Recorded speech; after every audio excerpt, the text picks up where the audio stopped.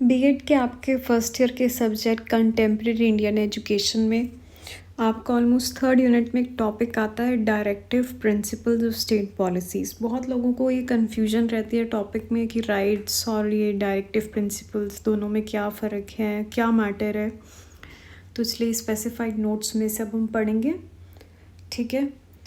सबसे पहला आप वर्बली मतलब समझो, भी पढ़ना मत, कि डायरेक्टिव प्रिंसिपल्स होते क्या हैं। जो फंडामेंटल राइट्स होते हैं, right to freedom, right to education, right to equality, ये सब होते हैं कोर्ट के द्वारा जस्टिफेबल, मतलब कि अगर इनको किसी ने नहीं फॉलो करा तो उसको सज़ा मिल सकती है। पर ये वाले रूल्स होते हैं ना डायरेक्टिव प्रिंसिपल्स वाले, मतलब प्रिंसिपल ये होते, ये एक तरह का फ़र्ज़ है, फ़र्ज़, ड्यूटी जो करनी चाहिए। नहीं करी तो आपको कोई कुछ कह नहीं सकता, क्योंकि लीगली इसको ऐसे नहीं करा गया कि आप अगर वॉयलेट करोगे तो आपको सज़ा मिलेगी। पर ये एक तरह का आपका फ़र्ज़ है। जिससे कहते हैं ना, अरे यार आपको उसको नमस्ते तो बोलना चाहिए था, आपने नमस्ते नहीं बोला। तो कुछ जैसे फ़र्ज़ ड्यूटी हमारे आपस में होते हैं, पर्सनल होते हैं, वैसे ही हमारे नेशन के लिए, हमारे स्टेट के लिए भी हम सिटीजन्स के कुछ फ़र्ज़ होते हैं जो हमें सोचने चाहिए, मानने चाहिए, अपनाने चाहिए। अगर हम राइट्स भी फॉलो करें और राइट्स के साथ साथ ये डायरेक्टिव प्रिंसिपल्स फॉलो करें तो बहुत ही अच्छा सिटीज़न माना जाता है, नेशन हमारा प्रोग्रेस की तरफ बढ़ता है। अब सबसे पहले पढ़ते हैं कि ये मेंशन कहाँ करे जाते हैं। आर्टिकल 36 से लेके 51 तक under part 4 of Indian constitution, ठीक है। इसका आइडिया कहाँ से आया था? सेकंड पॉइंट, आयरलैंड कॉन्स्टिट्यूशन से। इसको हम किस फॉर्म में पढ़ते हैं? ये इंस्ट्रक्शंस फॉर्म में हमारे पास आए होते हैं, ये करना चाहिए, ये नहीं करना चाहिए, इस तरीके से। FR मतलब कि अगले पॉइंट में देखो, फंडामेंटल राइट्स, ठीक है। अभी ये लिखा हुआ है कि जो सिस्टर पार्ट है फंडामेंटल राइट्स का, फंडामेंटल राइट्स बड़े हैं, प्राइमरी हैं, मेन हैं। तो ये जो डायरेक्टिव प्रिंसिपल्स हैं ये उसका सिस्टर पार्ट है, ये सब्सिडरी हैं। ये DPSP मतलब कि directive principles of state policies, FR fundamental rights. अब डायरेक्टिव प्रिंसिपल्स को और अगर फंडामेंटल राइट्स को ऐड कर दें तो इसको एक लाइन में बोला गया, philosophy plus soul of the constitution. ये बहुत तरह के एग्जामिनेशंस में क्या कहते हैं उसको, कम्पिटिटिव में आते हैं, इसलिए ऐसे पॉइंटर्स बनाए गए हैं। आप इसको चाहो तो, अगर आपको लंबे आंसर में बीएड के लिए लिखना है तो आप इसको पूरा इंट्रोडक्शन एक पैराग्राफ में लिख सकते हो। फिर कहा गया कि जो डायरेक्टिव प्रिंसिपल्स होते हैं ये आइडियल्स होते हैं which are not legally enforceable by the courts for their violation. इसे BR अम्बेडकर जी ने नोवल फीचर कहा गया कि ये कॉन्स्टिट्यूशन का नोवल फीचर है। फिर last point, they seek to establish economic and social democracy in the country। अब आते हैं इसके पर्पस पे।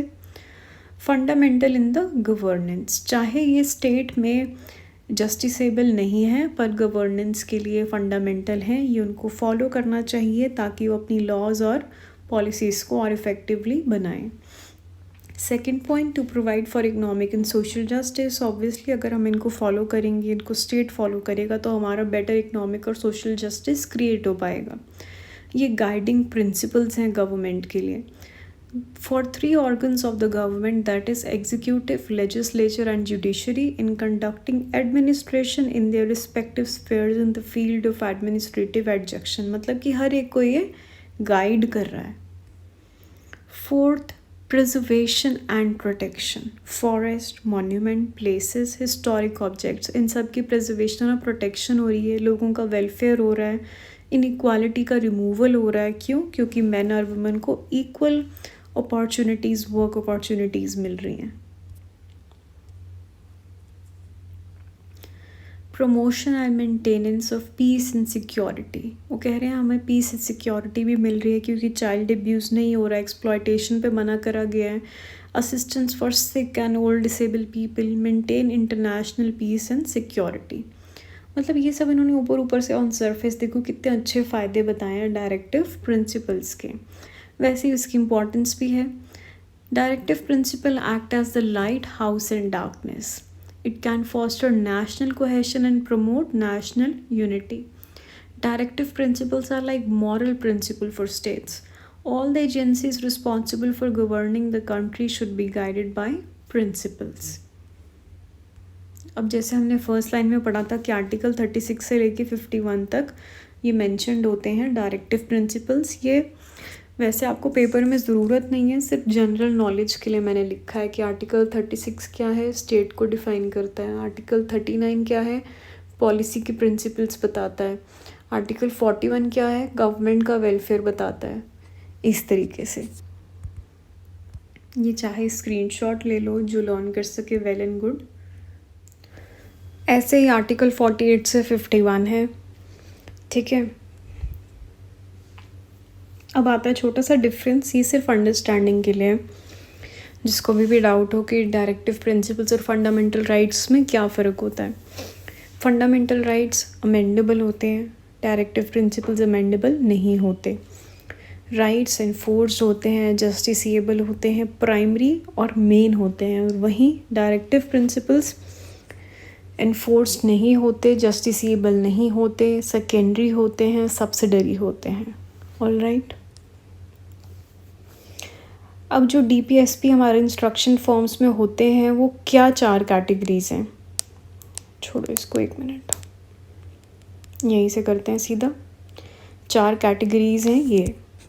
The economic and social principles, सबसे पहले टाइप ऑफ डायरेक्टिव प्रिंसिपल्स ये होते हैं। ये कौन से होते हैं, जो मेन और वुमेन का बताते हैं भाई वर्किंग एनवायरनमेंट अच्छा हेल्दी होना चाहिए, अच्छी सैलरीज दोनों की इक्वल होनी चाहिए। ऐसा नहीं कि औरत काम ज़्यादा कर रही है फिर भी उसको सैलरी कम मिल रही है। सेफ़ वर्किंग एनवायरनमेंट होना चाहिए, मीन्स ऑफ लाइवलीहुड अच्छे से मिलना चाहिए, मैटर्निटी लीव्स मिलनी चाहिए, वेल्थ लिमिटेड हाथों में एक्यूमुलेट नहीं होनी चाहिए, ठीक है। Children, guarding the children against exploitation, moral degradation, ये सब होना चाहिए। पब्लिक असिस्टेंस मिलनी चाहिए आपको unemployment, old age, sickness, disablement में।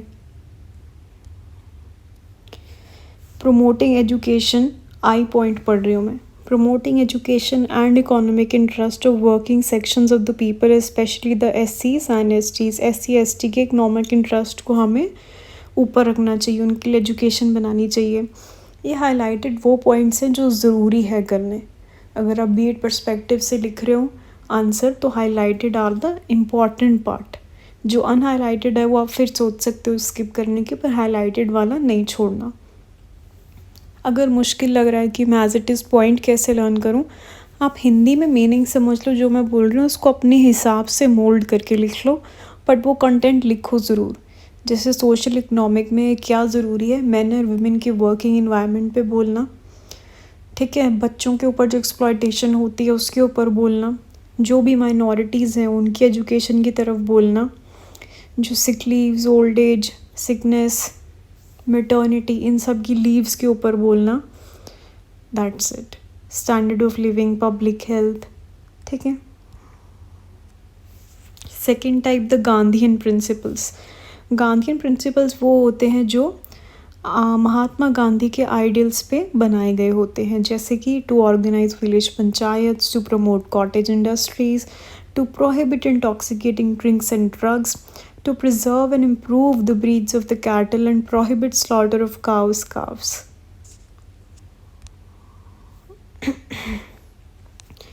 Directive principles of state policy related to international peace and security. International peace को हमें प्रमोट करना चाहिए, अपने इंटरनेशनल रिलेशंस को जस्ट और ऑनरेबल रखना चाहिए, इंटरनेशनल लॉज को रिस्पेक्ट करना चाहिए, इंटरनेशनल डिस्प्यूट की सेटलमेंट्स हमें खुद करनी चाहिए, इनको इनकरेज करना चाहिए। और बाकी मिसलेनियस पे होते हैं, जैसे कि to secure for all Indians uniform civil code, to protect historical monuments, to save environment from pollution, to make arrangements for disbursement of free legal justice through suitable legislation. ये थे हमारे कुछ DPSPs इम्पॉर्टेंट अंडर कैटेगरीज। जो ये नहीं learn कर सकते वो आर्टिकल वाले रट लो। जो आर्टिकल वाले अगर रट रहे हैं तो ये करना इम्पॉर्टेंट नहीं है, दोनों में से कोई भी एक रट लो, ठीक है। फिर आते हैं एजुकेशनल इम्प्लीकेशंस। ये ऐसे ही मोटा मोटा समझ लो कि एजुकेशन सबके लिए होनी चाहिए, विमेन के इंटरेस्ट सेफगार्ड होने चाहिए, स्टेटस ऑफ वुमेन और चाइल्ड लेबर, इस पर फोकस होना चाहिए। इसका स्क्रीनशॉट ले लो, पढ़ लो, ये था आपका मोटा मोटा डायरेक्टिव प्रिंसिपल्स। फिर भी कुछ कंटेंट में आपको प्रॉब्लम आई, इशू है, you can comment. And thank you for watching.